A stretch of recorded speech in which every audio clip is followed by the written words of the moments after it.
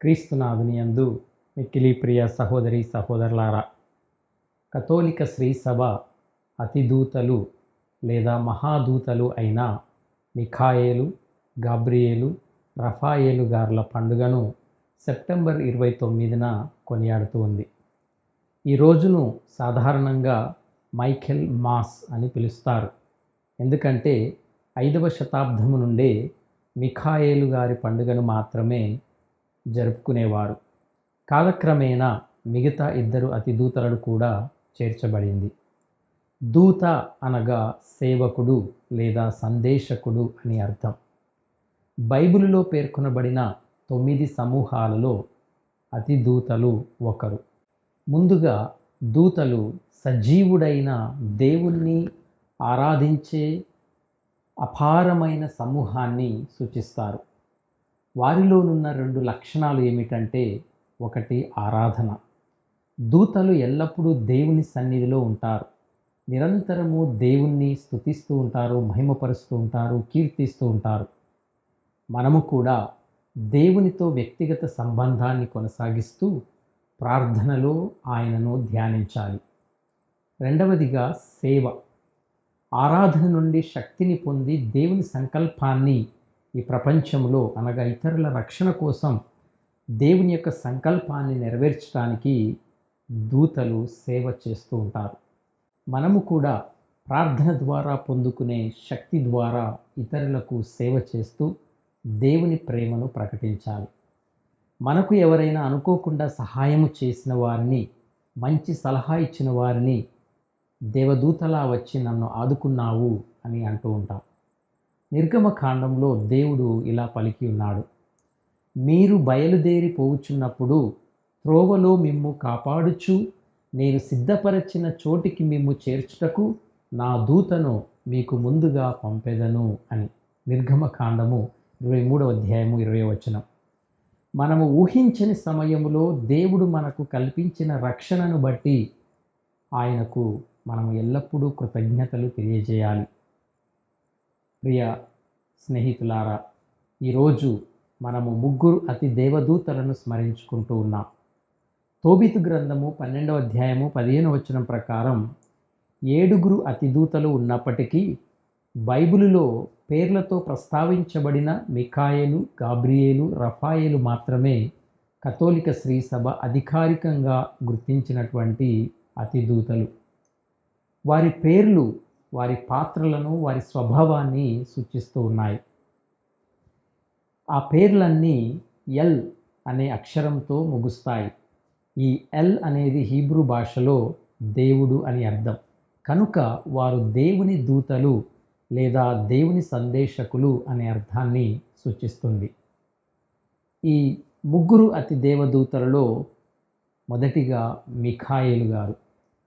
సాతాను, అతని దుష్ట శక్తులకు వ్యతిరేకంగా పోరాడు దేవదూత మరియు ఆ దేవదూతల సమూహమునకు అధిపతి పునీత మిఖాయేలు గారు.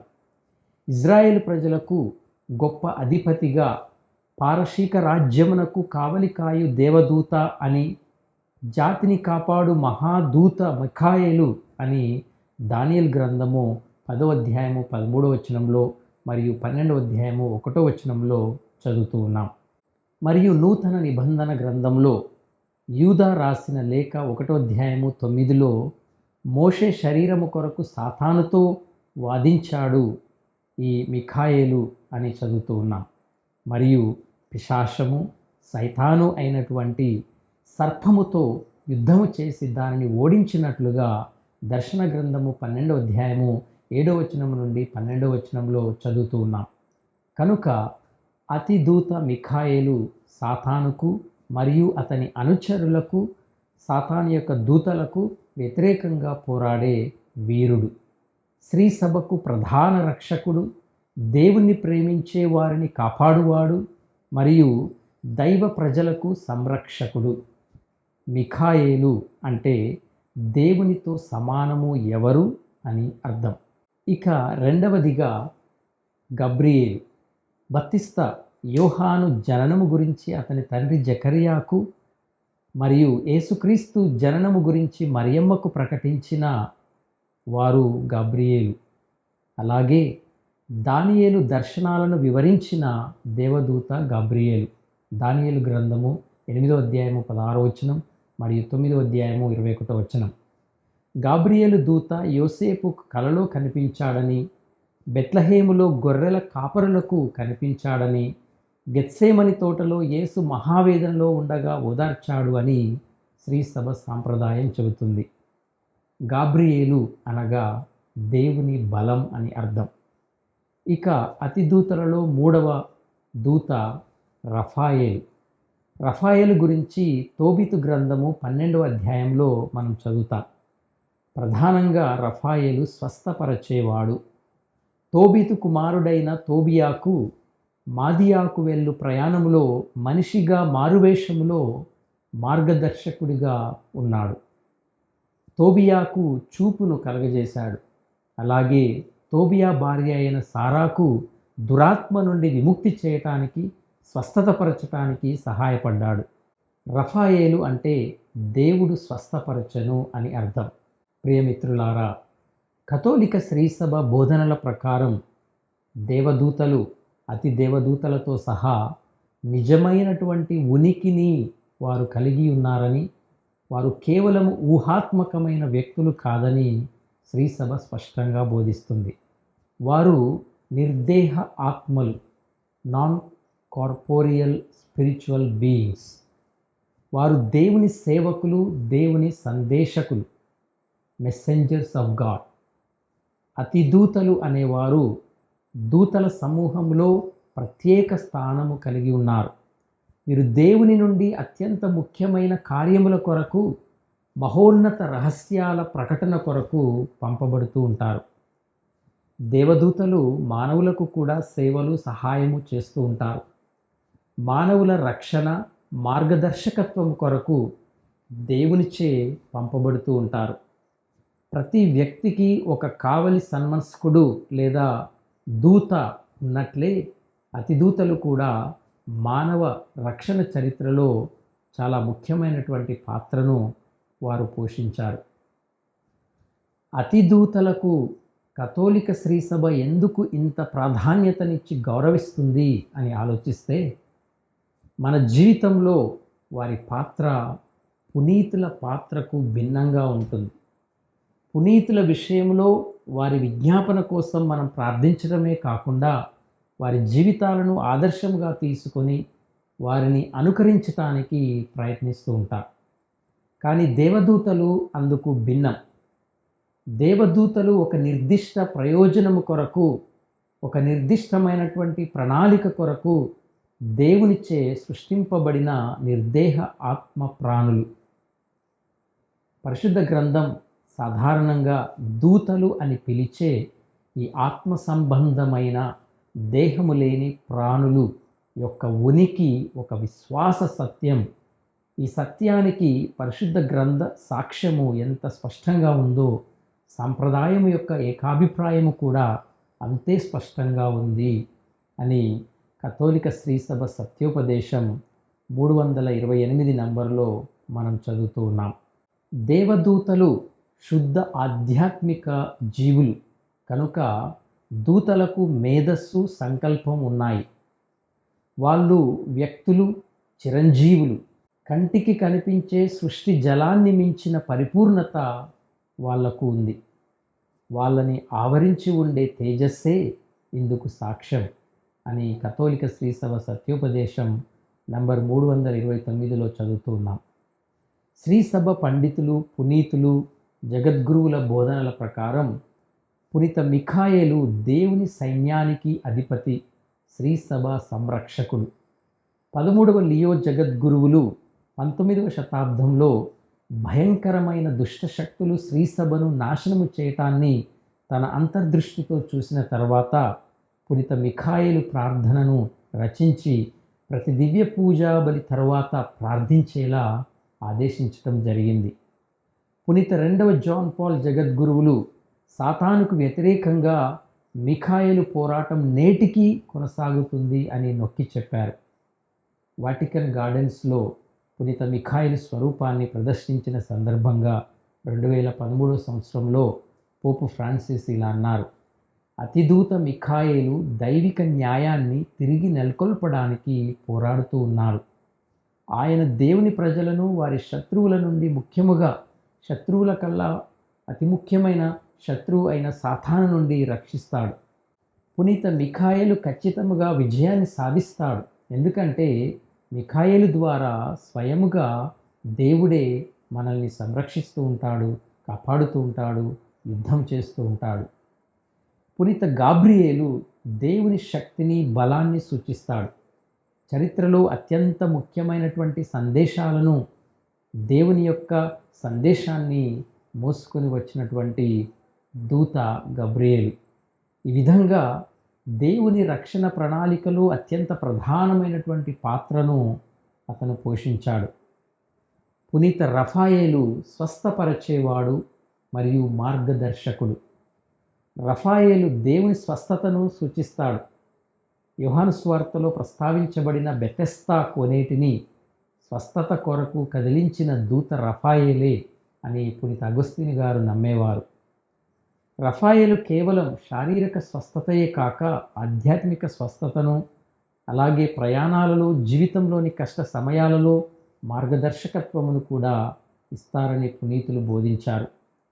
తోబితు గ్రంథంలోని అతని పాత్ర ద్వారా కుటుంబాలకు, వివాహాలకు రక్షకుడిగా కూడా అతని ప్రార్థన సహాయాన్ని వేడుకుంటారు.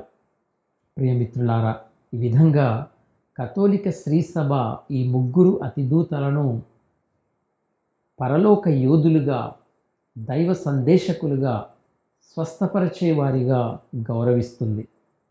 వారి మధ్యస్థ ప్రార్థన ద్వారా దేవుడు మనకు రక్షణ, మార్గదర్శకత్వం, స్వస్థతను పొందుకుంటామని విశ్వసిస్తూ ఉంది.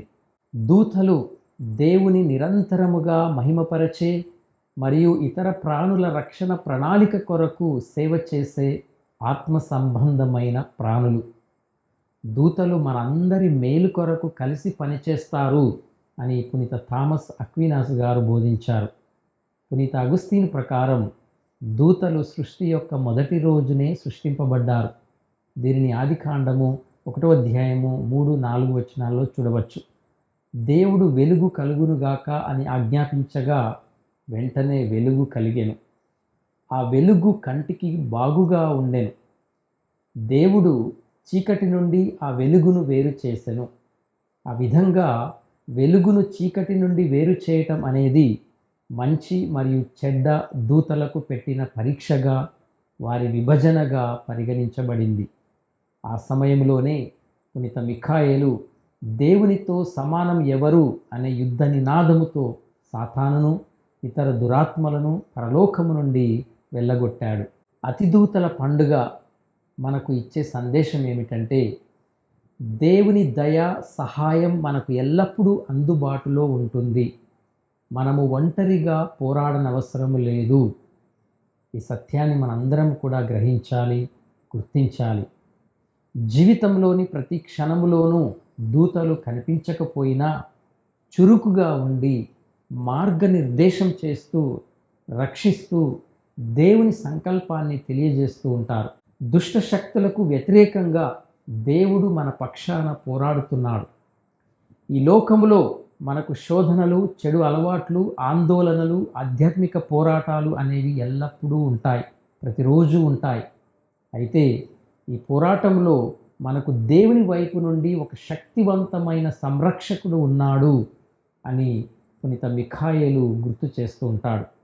కనుక ధైర్యంగా ఉంటూ, చెడు లేదా అన్యాయము మన చుట్టూ క్రమ్ముకున్నప్పుడు భయపడకుండా దేవుని శక్తిని, మిఖాయేలు రక్షణను మనము తప్పకుండా వేడుకోవాలి. దేవుని సంకల్పం మరియు శుభవార్త మన జీవితాల్లో ప్రకటించబడతాయి. దేవుడు మన జీవితాలలో కూడా కొన్ని ముఖ్యమైన శుభవార్తలను లేదా ప్రణాళికలను ప్రకటిస్తాడు. అవి మన ఆత్మలో కలిగే ప్రేరణ కావచ్చు, మన కర్తవ్యం గురించి కలిగే స్పష్టత కావచ్చు. దేవుని పిలుపును వినడానికి అది కష్టంగా ఉన్నా దాన్ని నమ్మకంతో అంగీకరించడానికి, మనకు ధైర్యం ఇవ్వడానికి గాబ్రియేలు అతి దేవదూత సిద్ధంగా ఉన్నాడు. కనుక ప్రార్థనలో దేవుని స్వరాన్ని వినడానికి మనం ప్రయత్నించాలి. మన జీవితంలో దేవుని సంకల్పం గురించి స్పష్టత కోసం గాబ్రియేలును వేడుకోవాలి. దేవుడు మన గాయాలను మాన్పి మన ప్రయాణములో నడిపిస్తాడు. మన జీవితం ఒక ప్రయాణం. ఈ ప్రయాణంలో మనకు శారీరక వ్యాధులు, మానసిక గాయాలు, ఆధ్యాత్మిక నష్టాలు సంభవిస్తూ ఉంటాయి. దేవుని స్వస్థపరిచే కరుణ మనకు అందుబాటులో ఉందని, ఆయన ఒక నమ్మకమైన స్నేహితుడిలా మనకు సహాయం చేయటానికి, సరైన మార్గంలో నడిపించటానికి పునీత రఫాయేలు సిద్ధంగా ఉన్నాడని గుర్తు చేస్తుంది. కనుక మన గాయాలు లేదా ఇతరుల బాధల కోసం స్వస్థతను మనం కోరుకోవాలి. జీవితంలో తికమక పడినప్పుడు సరైన నిర్ణయాల కోసం, మార్గదర్శకత్వం కోసం పునీత రఫాయేలును మనం వేడుకోవాలి. ఈ విధంగా ప్రియ స్నేహితులారా, అతిదూతల పండుగ మనకు బోధించే ముఖ్య సత్యం ఏమిటంటే, పరలోకంలోని దూతల మాదిరిగానే మనము దేవుని పట్ల నమ్మకముతో, విధేయతతో, వినయముతో జీవించాలి.